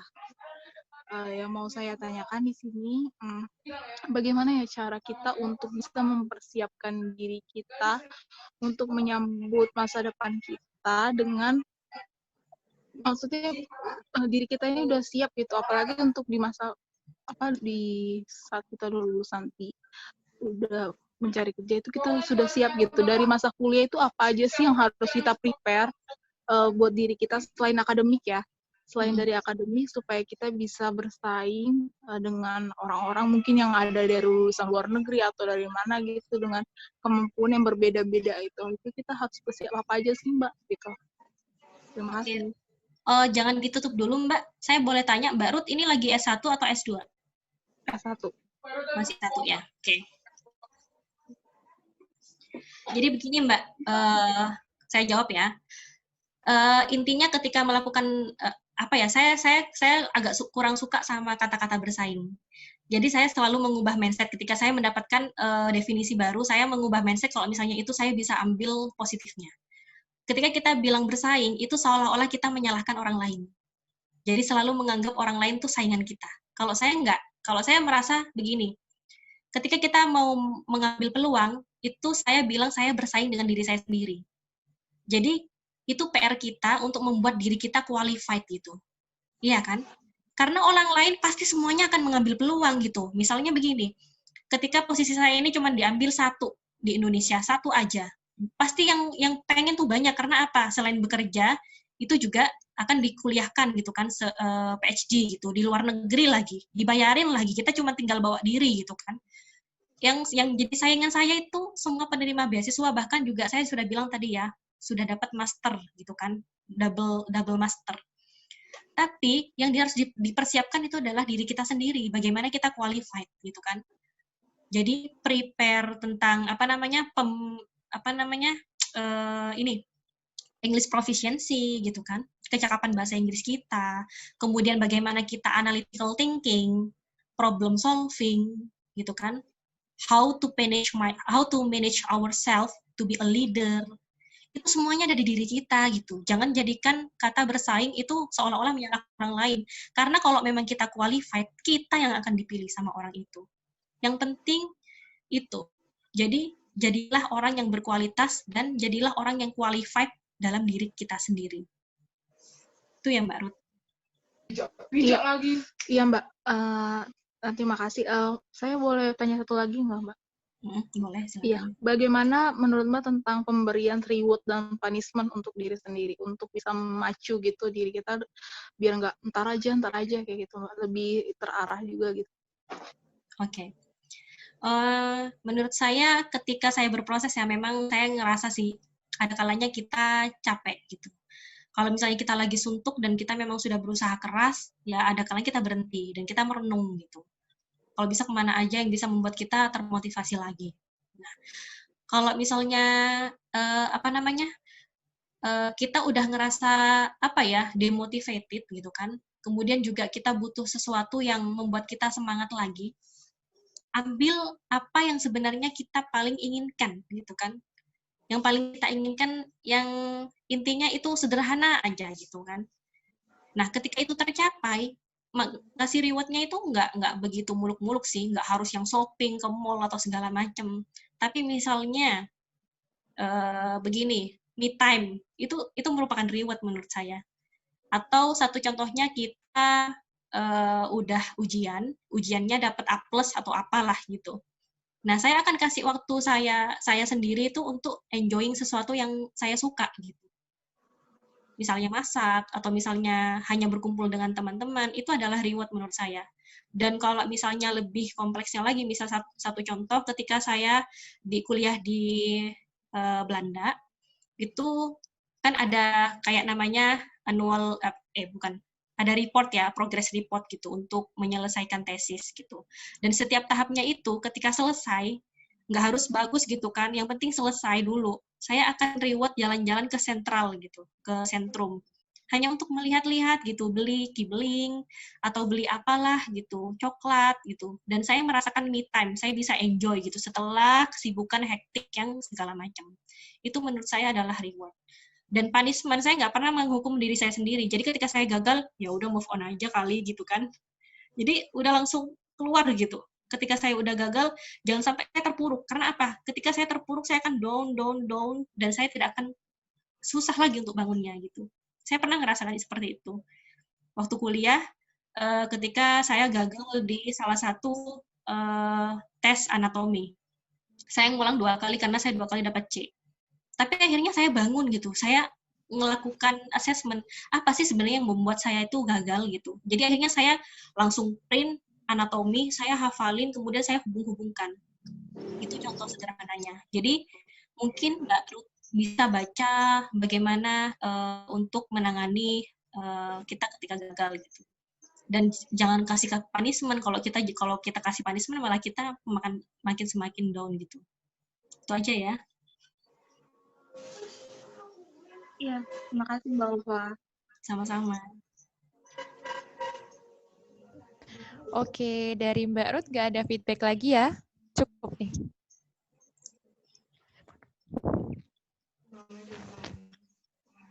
Oke, mungkin bisa dilanjut ke pertanyaan selanjutnya ya. Ini dari Mas Iqbal. Nah, pertanyaannya, menurut Mbak, apa perbaikan struktural yang perlu dilakukan di Indonesia untuk terhindar dari middle income trap? Dan peran generasi muda untuk menghindarkan Indonesia dari middle income trap apa? Terima kasih. Wah, ini Dari kayaknya nanya Mas anak Iqbal. ekonomi ya. Wah, Mas Iqbal, Oke, Mas Iqbal, kalau misalnya bisa mute-nya, maksudnya di-unmute dulu, boleh saya bertanya sesuatu? Halo, ya Mbak. Halo Mas Iqbal anak ekonomi? Iya Mbak. Oke, middle income trap seperti apa contohnya yang intinya lebih relatable di Indonesia yang pengen Mas tanyakan kepada saya? Saya kan orang kesehatan, tapi sedikit tahu lah gitu. Takutnya tapi nanti menyasar lain. Oh iya Mbak, jadi kayak misalkan kita tuh kan selama ini di middle income country ya, kita kan baru aja naik ke upper middle income. Nah, biasanya tuh kendalanya tuh kayak infrastruktur kesehatan kurang, tenaga kesehatan kurang, akhirnya si upper middle income ini lebih seneng menggunakan fasilitas luar negeri daripada dalam negeri gitu Mbak.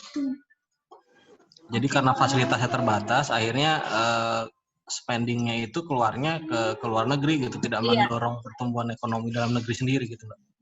Oke, benar. Kira-kira tahu nggak penyebabnya kenapa? Saya tanya dulu dong sebelum saya jawab. Kurang tahu sih Mbak. Apa anggaran Indonesia terbatas atau gimana, saya kurang tahu sih. Oke, kayaknya untuk Mas Iqbal, saya kasih PR nanti. Saya jawab sedikit, tapi saya kasih PR baca buku ini. Kelihatan nggak? Yap, nggak kelihatan ya? Oh iya, karena pakai background. Nggak apa-apa Mbak, nanti di chat aja mungkin judul bukunya. Oke. Bukunya saya bacain aja ya. Boleh? The sum is greater than the part.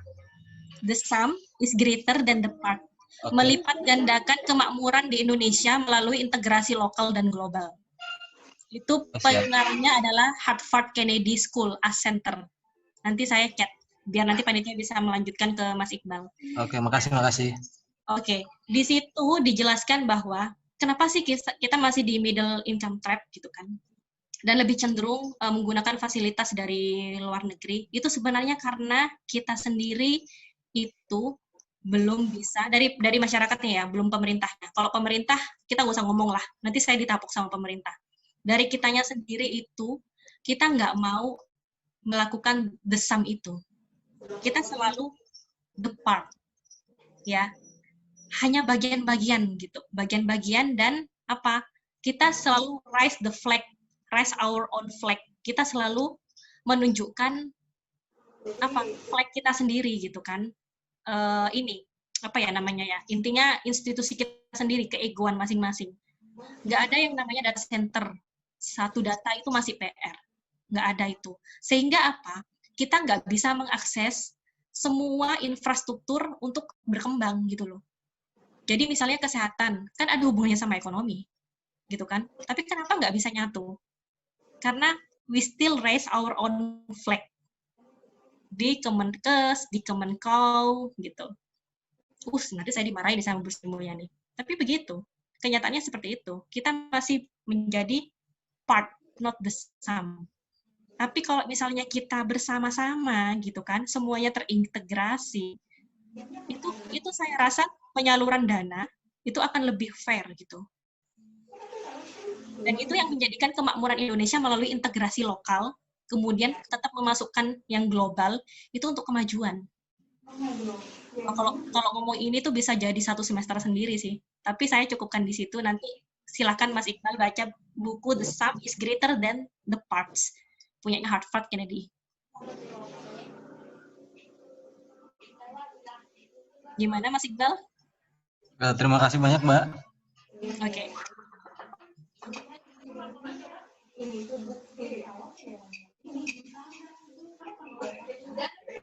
Oke, terima kasih Mas Iqbal atas pertanyaannya. Wah, pertanyaannya lumayan berat nih. Udah level-level tinggi banget.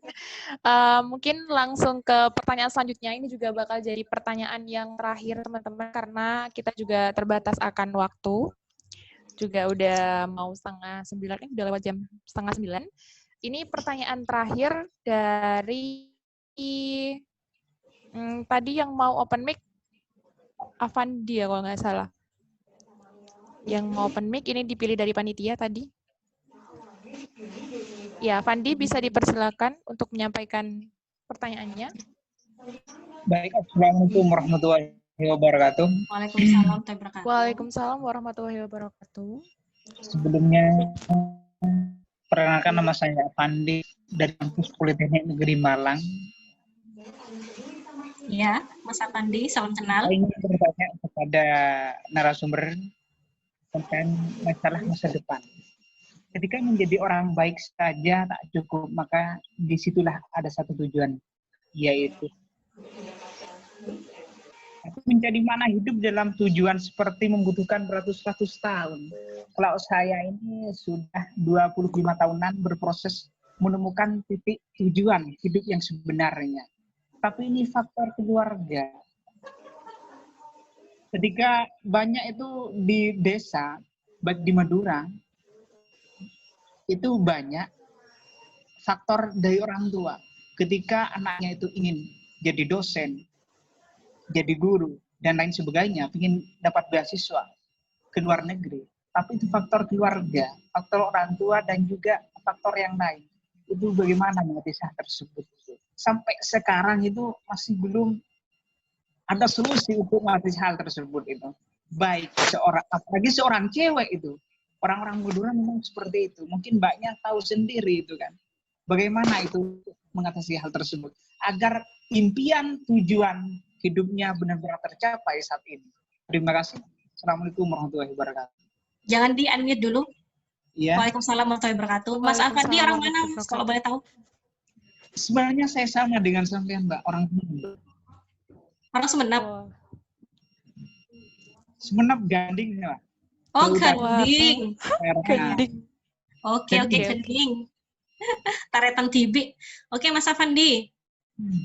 Ini relate banget sama saya memang. Apalagi cewek ya, kan tadi Mas Afandi sudah bilang. Tapi 25 tahun tuh kok lama banget ya, Mas? Ya nggak sih? 20 tahun lama banget menurut saya. Tadi saya kan sudah cerita yang saya 11 tahun aja udah lama kayaknya. Jadi begini. Tadi saya sudah bilang ya support system, konsep sederhana support system yang basic dulu orang tua. Memang kalau doa restu dari orang tua itu belum keluar, ya mau berapa tahun memang nggak akan kecapai gitu. Karena memang yang mengetuk pintu langit Gusti Allah itu ya orang tua nomor satu, Mas. Tapi yang kita harus ketahui itu adalah komunikasi. Saya dulu juga nggak boleh gitu berangkat ke luar negeri. Karena waktu itu saya kompetisi ada yang jagain lah ya, kan harus ada pembimbing, ada dosen gitu kan. Kalau kompetisi ke luar negeri dari kampus, itu orang tua saya masih ngerasa aman lah. Nah, apalagi kultur orang Madura biasanya nggak mau jauh dari anak, ya kan? Pengennya tuh dikekep terus gitu, sampai nikah pun harus di rumah gitu, ya kan? Kalau orang Madura, kalau bisa di rumah gitu, jangan kemana-mana. Kalau bisa tuh sesama orang Madura nikahnya terus tinggal di rumah itu terus gitu. Jadi akhirnya dalam satu rumah itu ada sampai 10 kepala gitu kan. Nah, itu tugasnya kita, Mas, pinter-pinternya kita berkomunikasi. Saya dulu nggak diizinin, tapi akhirnya ketika saya mengikuti seminar seperti ini juga, seminar beasiswa, seminar apapun itu, dan pembicaranya itu ternyata dari kakak kelas saya sendiri. Memang waktu itu bukan orang Madura sih gitu, tapi ada videonya gitu yang ditampilkan waktu itu. Saya ngomong sama ayah saya, karena ayah saya guru dan dia mungkin lebih pandangannya lebih luas lah gitu. Beliau malah mengizinkan, tapi enggak ibu saya. Saya mikir wah ini yang melahirkan ibu saya nih. Kalau ibu saya nggak mengizinkan, saya nggak berangkat gitu, karena nggak akan dapat kemudahan gitu. Akhirnya saya rayu ayah saya bilang ya bilangin dong sama ibu. Ya. Gimana ya supaya ibu itu mengizinkan. Saya tunjukin videonya dan ayah saya ngerasa tergugah gitu dengan gitu. Tapi kamu bisa nggak, Nduk, kira-kira kamu sendirian lo di sana gitu-gitu. Memang yang namanya orang tua itu akan selalu berpikir khawatir gitu. Karena mereka yang tahu kita di situ. Nah, itu waktunya kita buktiin gitu. Pulang-pulang nanti bawa hasil kayak gitu.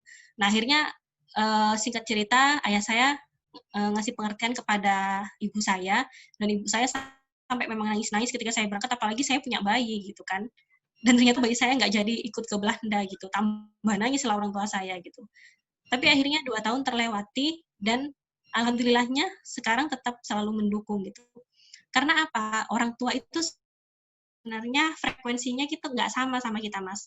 Kita orang yang sekarang yang mungkin lebih maju, walaupun orang tua kita adalah yang membimbing kita, tapi orang tua kita dulu itu tidak melakukan pengembangan, hanya di rumah saja, jadi nggak tahu. Dan itu tugas kita untuk memberikan pengertian kepada mereka, gitu. Dengan bahasa-bahasa dan memberikan contoh.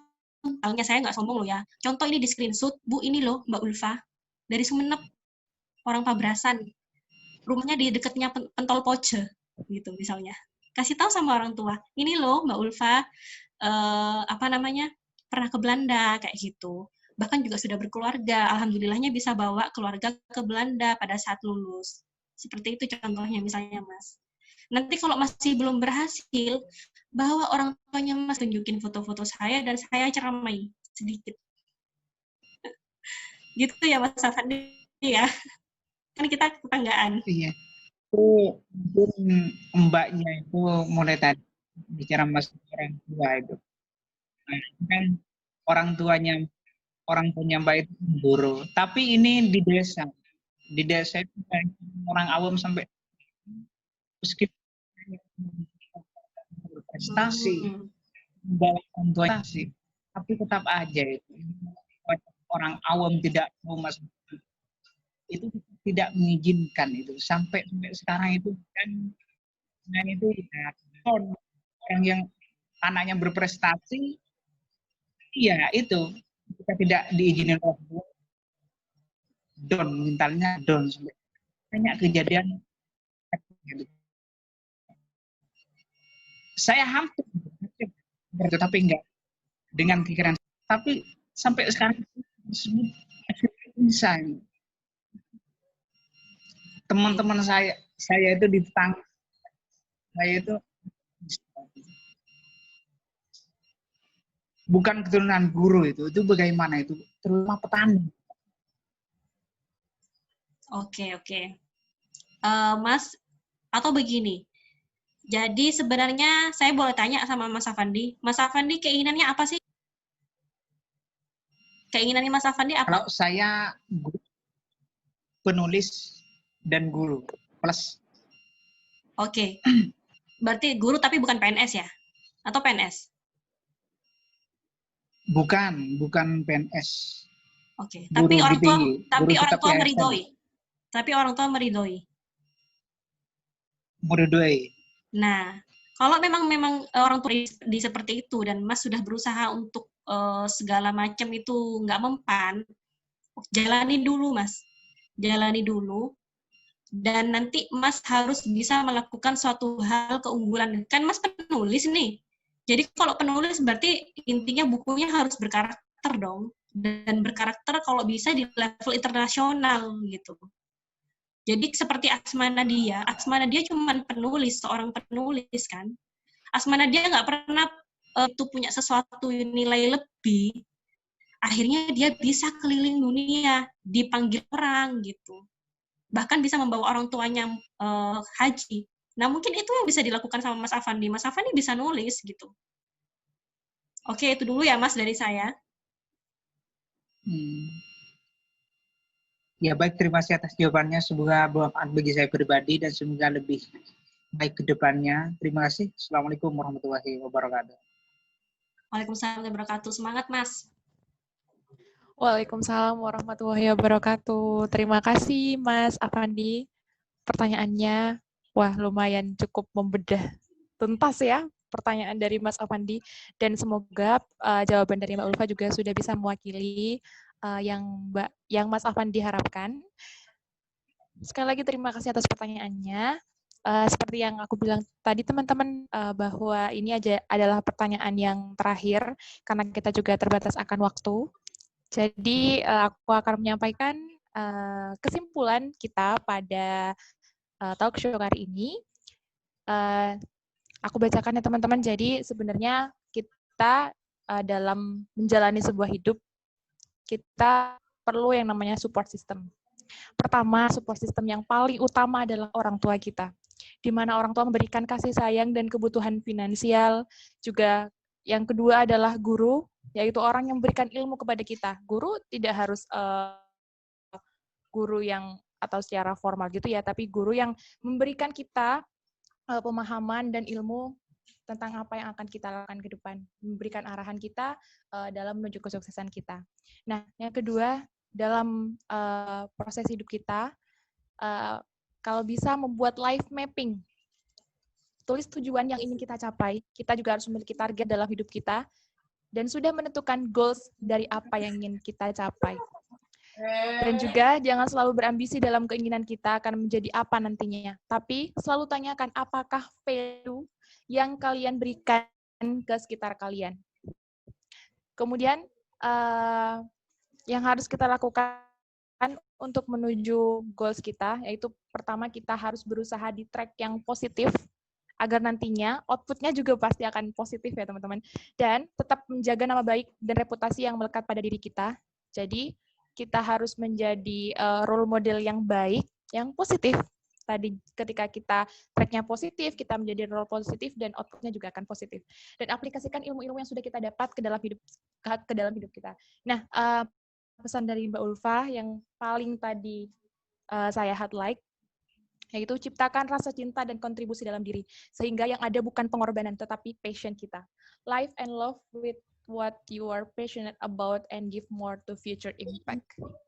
Oke.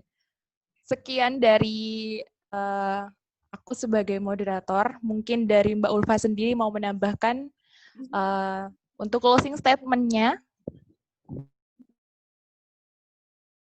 Oke, ini sebenarnya pesan, kalau misalnya ini kebanyakan mahasiswa dari seorang kakak pada adik ya, atau pesan dari orang teman. Jadi intinya, marilah kita benar-benar memanfaatkan apa yang bisa kita manfaatkan gitu. Kalau ada kesempatan, ambil gitu. Kalau ternyata kita merasa lelah, berhenti sejenak. Jangan terlalu dipaksakan gitu. Tapi intinya kita harus siap. Jangan terlalu terlena. Itu ya. Dan sebenarnya untuk berada di track positif itu sangat gampang gitu. Setelah kita mendapatkan doa restu dari orang yang sudah menjadi support system kita, dan kita harus bertanggung jawab. Kalau kita sudah berani mengambil, kita tanggung jawab di situ. Dan itu yang akan menjadikan kita lebih kuat dan lebih bermanfaat untuk orang lain. Saya doakan di sini yang ikut acara ini, semoga apa yang saya berikan bisa bermanfaat gitu. Dan semoga bisa diambil pelajaran bersama-sama. Saya juga belajar dari kalian. Pertanyaan-pertanyaan kalian itu juga menjadi semangat baru untuk saya. Terima kasih. Jadi bukan saya hanya yang berbagi kepada kalian, tapi kegalauan kalian juga menjadi penyemangat baru bagi saya untuk tetap menyebar positivity. So, be ready and prepare yourself and get your golden ticket. So be the next. This is your place. Okay? Oke, terima kasih Mbak Ulfa Quote yang membuat kita harus bersemangat lagi nih dalam nge-planning untuk menggapai masa depan yang cerah, our bright future. Dan oke, teman-teman semuanya, di sini aku mau mengingatkan bahwa jangan lupa untuk mengisi link feedback dan jangan lupa juga ikutan door prize dari kita. Nanti info lanjutnya juga akan kita share. Sebelumnya tadi udah di-mention ya di awal, dan nanti juga akan di-share di grup. Dan alhamdulillahirrahmanirrahim, kita sudah sampai di penghujung acara. Saya mewakili seluruh peserta dan mewakili seluruh panitia juga mengucapkan terima kasih kepada Mbak Ulfa dan juga terima kasih kepada teman-teman semuanya yang telah menyempatkan hadir pada acara kali ini. Mohon maaf apabila terdapat kekurangan dalam berjalannya acara ini. Boleh minta tolong teman-teman untuk open kamera semuanya karena kita ada dokumentasi terlebih dahulu. Saya juga mohon maaf ya kalau ada salah-salah kata. Sampai jumpa di kegiatan selanjutnya. Oke, teman-teman bisa open kamera dulu ya sebelum meninggalkan room karena kita akan ada foto dulu sebelum saya tutup. Oke, teman-teman, aku tunggu 2 menit ya untuk mempersiapkan kalian. Yang belum jilbaban mungkin yang mau jilbaban dipersilakan. Yang mau touch up dulu. Ditunggu ya teman-teman, open kamera. Mau nyapa Mas Vio tuh, the next big thing. Halo Mas Vio. Itu ponakan saya tuh dari kecil udah semangat tuh ikut-ikut seminar. Lagi nonton nih.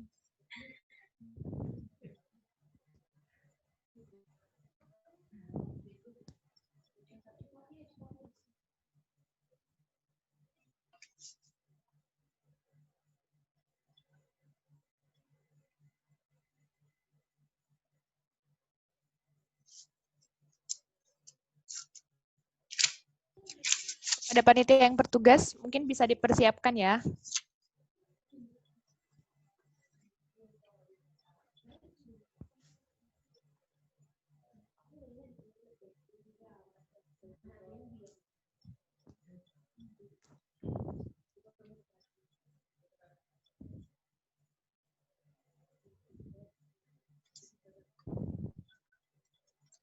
Dihitung nggak nih? Kalau nggak ada, saya tak hitung. Panitia udah siap ya untuk nge-screenshot? Oke. Aku hitung ya. 1, 2, 3. Oke. Satu lagi ya, teman-teman. Tar. Di slide selanjutnya belum. Oke, di slide selanjutnya. Bentar ya. 1, 2, 3. Oke, terima kasih teman-teman.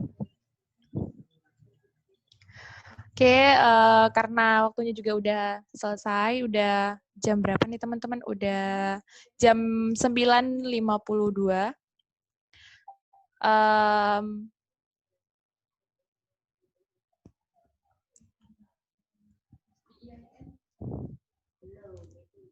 Aku tutup acara ini. Terima kasih lagi kepada teman-teman yang telah menyempatkan hadir. Akhir kata dari aku sebagai moderator. Wassalamualaikum warahmatullahi wabarakatuh. Waalaikumsalam warahmatullahi wabarakatuh.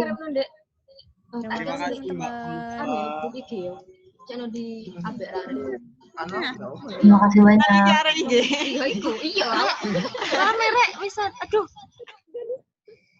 Makasih Tante. Sama-sama. Sama-sama.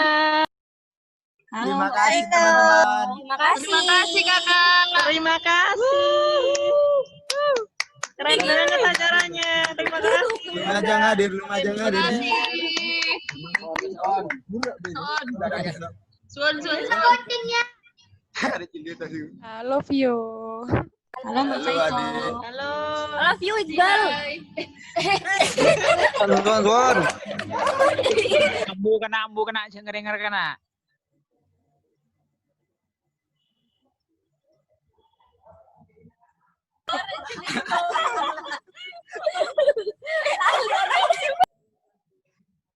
Suwon. Oke, teman-teman Suwon bisa ping 3. live ya.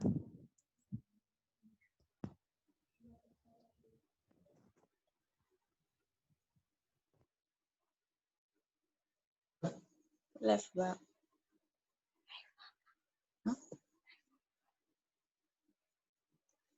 Live apa?